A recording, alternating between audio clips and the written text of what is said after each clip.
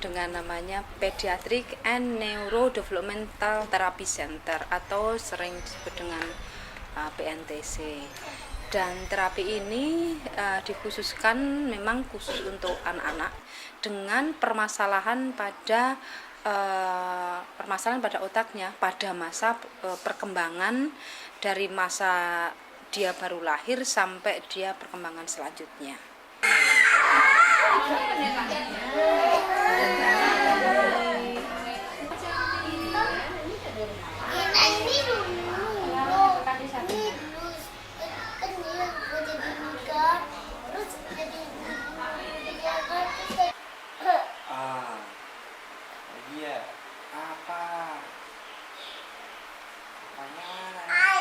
Itu reaksi betul-betul kepala. Ya, meninggal kepala. Alhamdulillah. Pelayanan terapi yang ada di PNTC meliputi exercise terapi, terapi bicara, terapi edukasi, ada hidroterapinya juga. Terapi ini diperuntukkan bagi anak-anak yang memiliki masalah di proses tumbuh kembang yang berhubungan dengan kerusakan yang ada di otak. Kakinya itu loh. Di rumah nanti bisa dilakukan di sana nanti. Daripada disekap lebih baik. Saya punya dokter keluarga ya, dokter anak yang dari anak saya pertama gitu sampai Atia. Jadi dia udah kenal dengan kita gitu. Jadi kaget sekali dengan melihat kondisi Atia seperti ini. Akhirnya dia merujuk untuk pergi ke dokter saraf anak. Nah, sampai di dokter saraf anak, Atia ini diagnosa dia CP. Itu yang pertama. Cuman dia ngasih obatnya nggak sinkron juga ya dengan penyakit Atia. Terus saya bawa lagi ke dokter saraf yang lain lagi analisanya. Nah, akhirnya saya bawa Atia berobat ke Malaysia. Nah, di Malaysia Atia berobat periksa semuanya. Jadi periksa darah, ya darah yang di Malaysia diperiksa, sampai juga air sumsumnya diperiksa juga gitu. Dikirim ke Switzerland, darahnya dikirim ke Australia, dan semuanya negatif. Nah, kemarin terakhir saya Januari ke Malaysia, itu dokter bilang nggak ada ditemukan penyakit. Jadi intinya sekarang Atia harus terapi. Gitu. Terapi. Nah, di Malaysia terapinya nggak seperti di Indonesia gitu ya. Kalau di Indonesia pakai infrared. Nah, kalau di sana, kalau di Malaysia pakai ini kayak benawang gitu, pakai sentuhan.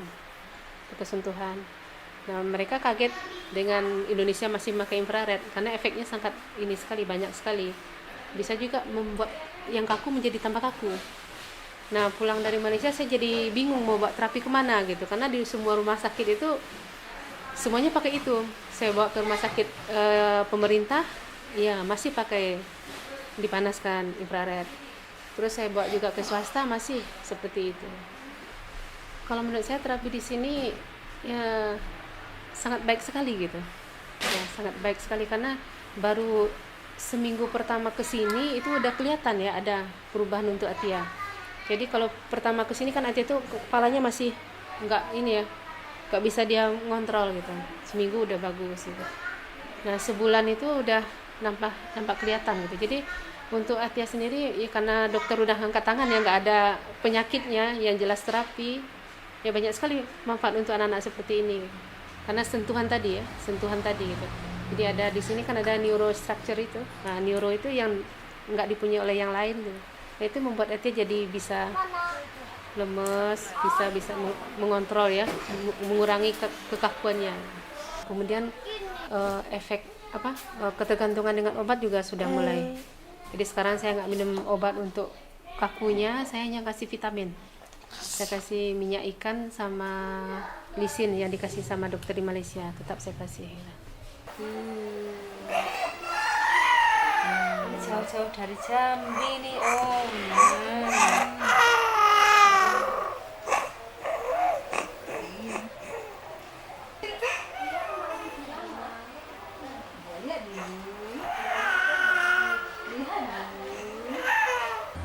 Hari ini Dayana sudah menjalani sekitar 5 kali terapi dengan benawang. Progresnya alhamdulillah cukup baik begitu. Dari sisi motorik atau gerakan fisiknya, tangannya yang ketika baru lahir sampai 10 bulan itu kaku gerakannya, alhamdulillah setelah disentuh dengan fisioterapi ternyata bisa lebih luas, lebih rileks gerakannya gitu, walaupun memang masih tetap ada kekakuan, itu masih ada kesana. Di samping itu ya punggungnya pun sebelum di fisioterapi tulang punggung itu tidak kelihatan.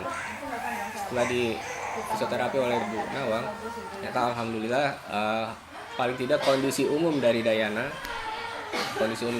itu sudah tertata gitu, lebih baik. Tinggal ke depan kami melanjutkan fisioterapinya agar kondisi Dayana lebih baik.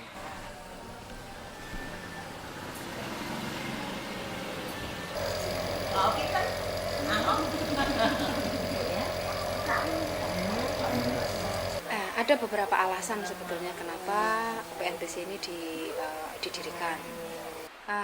Awal mulanya adalah banyak anak-anak yang kebetulan mempunyai permasalahan proses tumbuh kembang, dan pada saat itu ada satu kebingungan orang tua tentang anak ini mau saya bawa kemana, terapinya seperti apa. Saya sudah terapi kemana-mana tapi rasanya kok saya belum pernah mendapatkan sesuatu yang saya inginkan.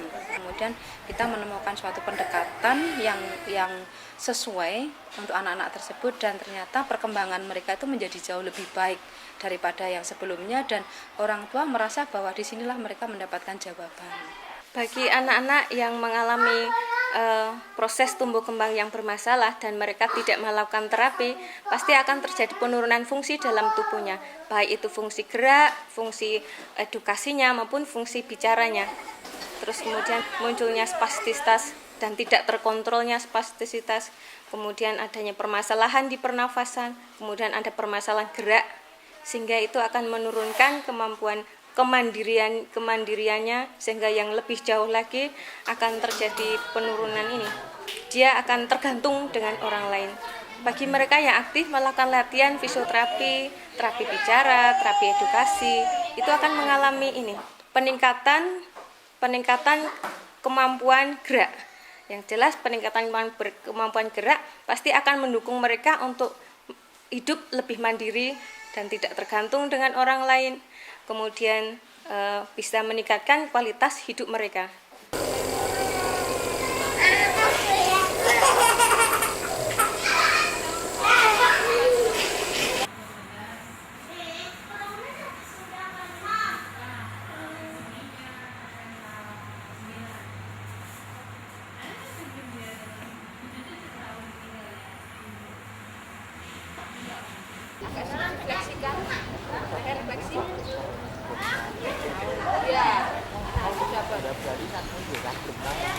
Ya, kalau saya lihat alhamdulillah terapisnya baik-baik semua ya.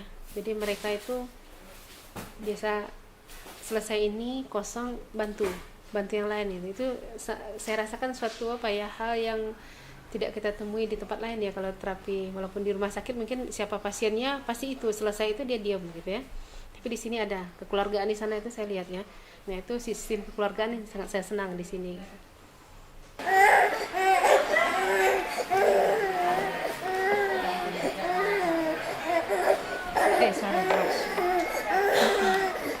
Kalau fasilitas untuk alat latihan, kami lihat sejauh referensi kami Pak ya, standar untuk duduk ada, standing ada, segala macam ya memenuhi lah. Saya pikir mungkin ke depan ada baiknya PNTC ini memang memiliki tempat khusus yang memang dari luar itu sudah tampak sebagai tempat untuk fisioterapi.